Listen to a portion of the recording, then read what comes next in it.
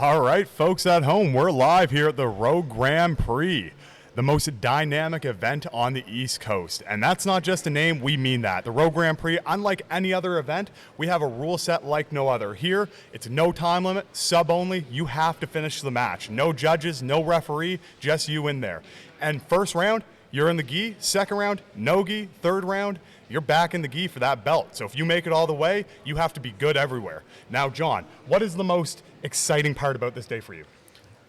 Just being ringside for such talented athletes.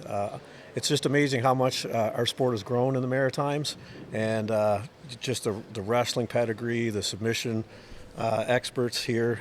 I'm just so excited to see the top athletes in the Maritimes vie for these belts.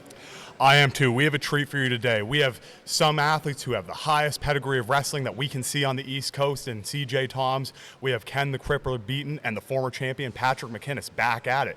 Plus, a whole breadth of other athletes waiting for their shot at that belt. And we do have a new dynamic part of this event this year in the women's divisions. Unlike other years, this season of the Rogue Grand Prix includes a round robin where all four women will face off. A coin toss will decide whether they're in gi or in no gi, and the competitor with the shortest amount of mat time total gets to decide in the championship round whether they want to be in the gi or they want no gi.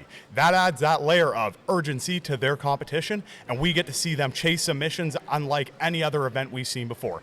John, who do you think are some of the athletes you're most excited to see? Your dark horse, your favorite. Who do you think? I really like watching, Pat McInnes for sure, and of course Tally, right?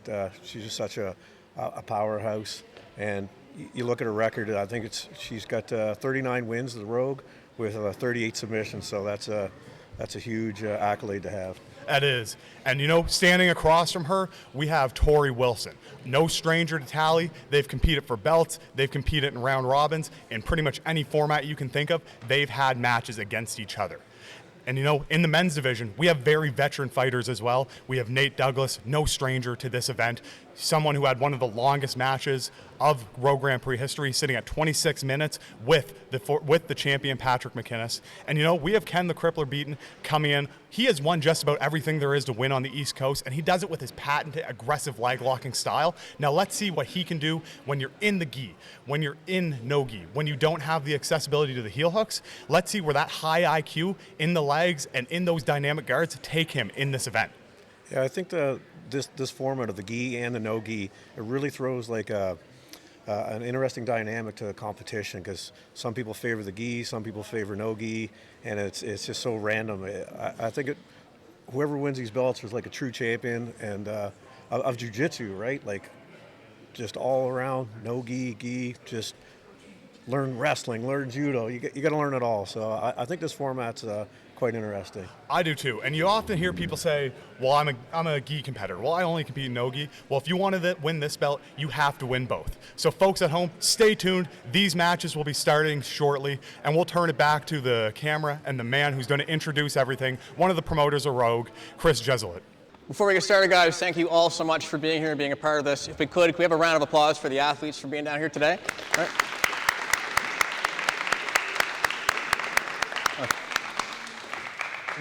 When we started Rogue Grappling, we had a vision for a season format and the Grand Prix being kind of the cornerstone of those tournaments.